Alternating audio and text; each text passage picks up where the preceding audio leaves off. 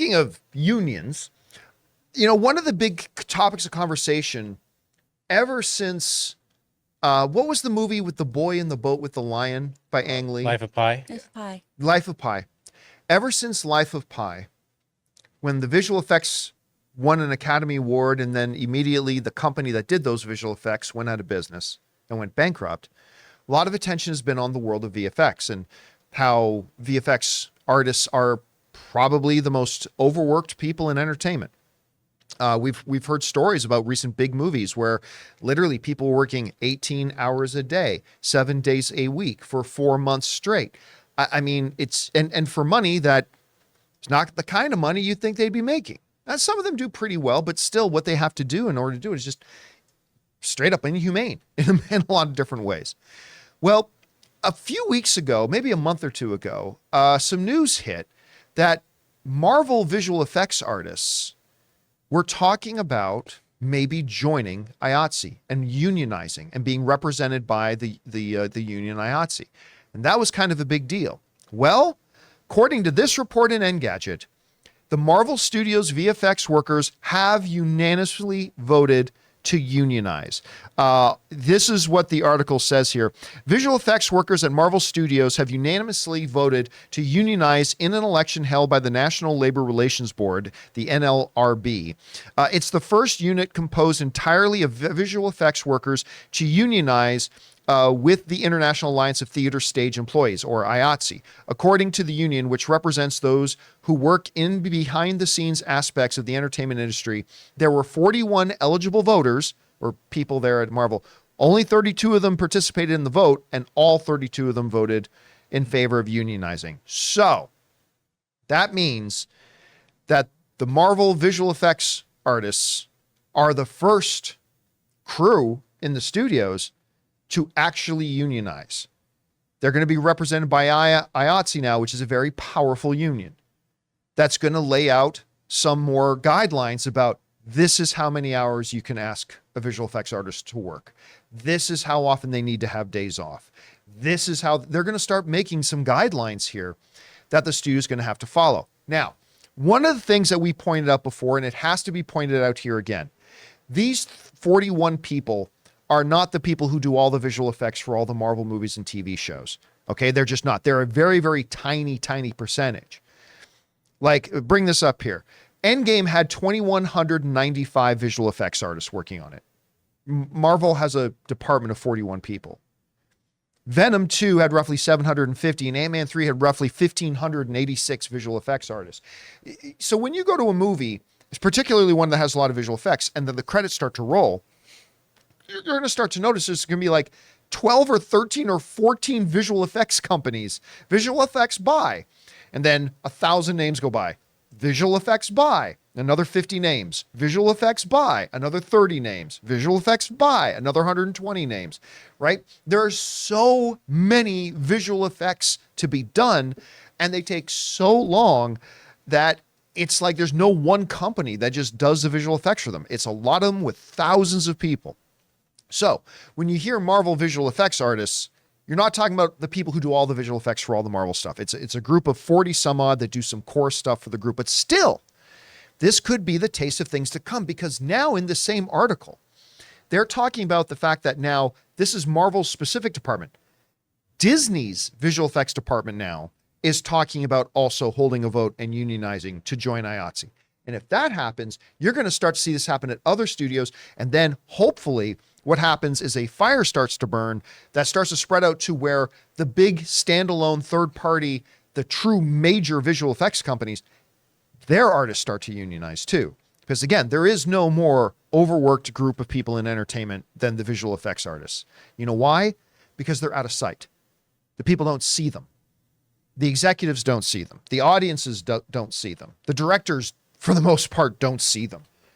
They're just there's some theoretical entity out there that, yeah, we hear they're slaving away at their computers. Oh, boo-hoo. But when you realize these are people who don't get to see their children for 4 months at a time, it's something big. So I think this, while very small, Chris, 40 people, right? That's less than a percentage of those who work on certain movies. 40 people.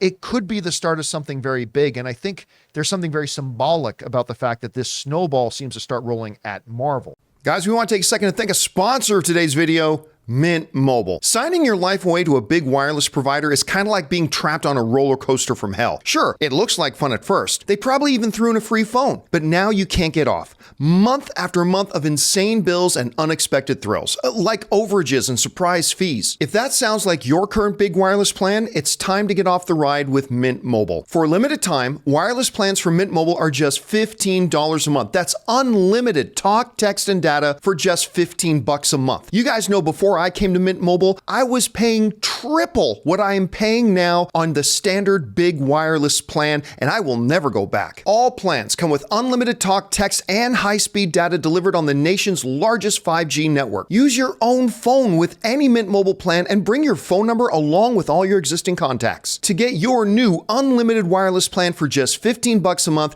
and get the plan shipped right to your door for free, go to mintmobile.com/Campea. That's mintmobile.com/Campea. Cut your wireless bill to just $15 a month at mintmobile.com/Campea. Anyway, you read about this. What do you think about it? Oh, this makes me so happy, because how long have we been talking about how VFX people need to unionize, how they need to not be taken advantage of like this. We've had this topic on here so many times. So I'm so happy to see this, and so happy to see this level of solidarity happening in our industry. It just fills me with so much union pride. And I say that as somebody who, as you guys know, my union has problems. Lots of unions have problems. They don't fix everything simply by forming a union.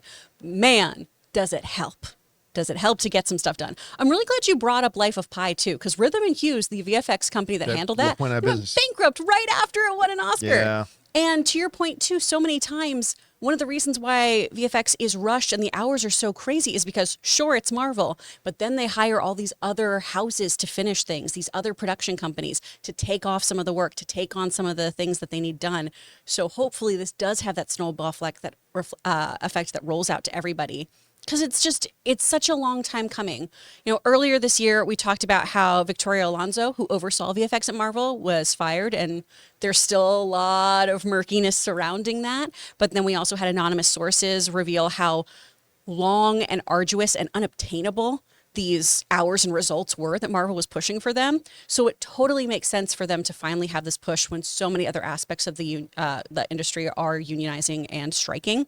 I did want to just read this quote from The Hollywood Reporter from this Marvel visual effects coordinator, Sarah Kuzco-Chow.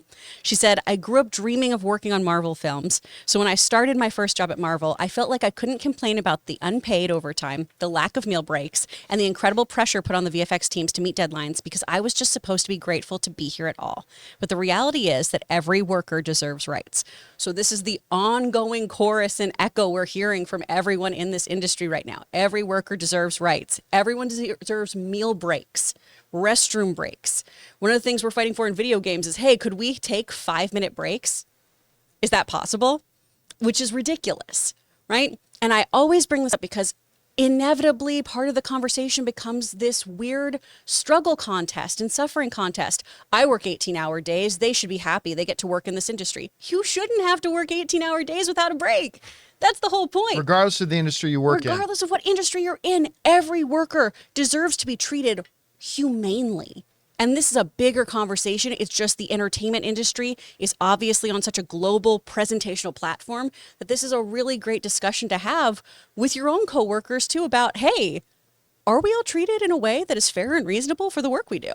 And listen, like I want to read this one part too, just to put in context what Chris is talking about. One person who was offered a short-term contract at the company told Vulture in January that Marvel expected 3,000 feature-quality visual effects shots to be completed for a 10-hour TV series on a much shorter timeline than would be typical for one of its superhero movies, which tend to have around 1,600 visual effects shots. The worker was reported, sorry, things jumped here.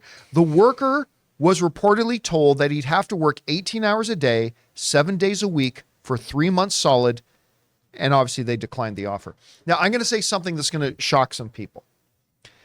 The problem in this aspect is actually, and I say this as somebody who's worked in the visual effects industry, is not the studios. The studios have a lot of other problems that they cause. This is a problem, and I've said this since the Rhythm and Hues days. This is a problem with the visual effects companies. Because we've talked about this before. The way visual effects work, Marvel comes out, or anybody, any movie studio, we're going to use Marvel as an example, comes out and says, hey, all visual effects companies, we've got a movie coming out. Here's the shots we need. Now you guys bid on it, and we're going to go with the lowest bidder. That's a good company, right? The problem is, because there's no unions, all these visual effects companies come in with their bottom line lowest bid. Yes. And now the visual effects company that goes, well, we're getting $18 million to do the shots on this one. So that means we got to do it for $18 million. And the only way we're going to be able to do it for $18 million is if we make our visual effects artists work 19 hours a day, blah, blah, blah, blah. See, what needs to happen here is that these visual effects artists need to unionize, and they need to force the companies that are bidding on. I don't blame the movie studios that are putting this work out and saying, hey, everybody, here's the work we need done. You tell us how much it's going to cost to do it. It is up and incumbent on these visual effects companies to be more realistic, to say, look, we can't do it for 18 million. We got to go in at 22 million. And if that means we don't get the job, that means we don't get the job, because if we get it for 18 million, we could go out of business. If we do it, we're going to do more damage to ourselves. So you got to have these visual effects studios that have to start talking to each other, not colluding, Collusion. but have an industry representation, just like the studios have. The studios have the AMPTP.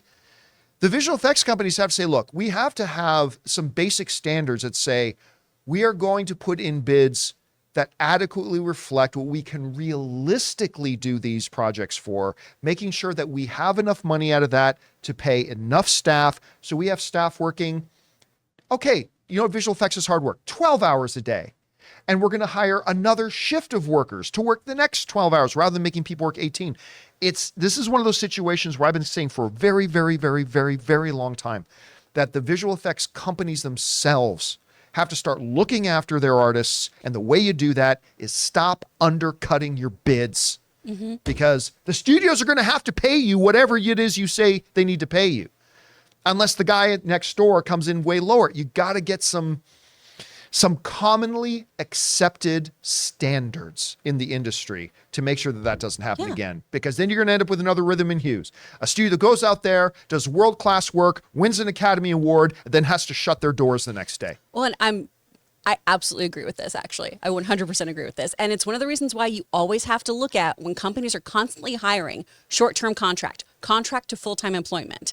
That's language that you need to be aware of as an employee that says, we're going to try to burn you out, because they'll have these ridiculous salaries attached to them that sound too good to be true. And it's because they are, and it's because they expect you to be burnt out within 4 months and you quit, or your contract ends and they do not hire you as a full-time employee.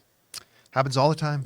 All the time. Hey guys, thanks so much for watching this video. Make sure you like the video, leave a comment, and subscribe to our channel. And don't forget, we have a daily podcast called the John Campea Show Podcast, available on Apple Podcasts, Spotify, or your favorite podcasting app of choice. Go and subscribe to it today so it'll be there when you need it.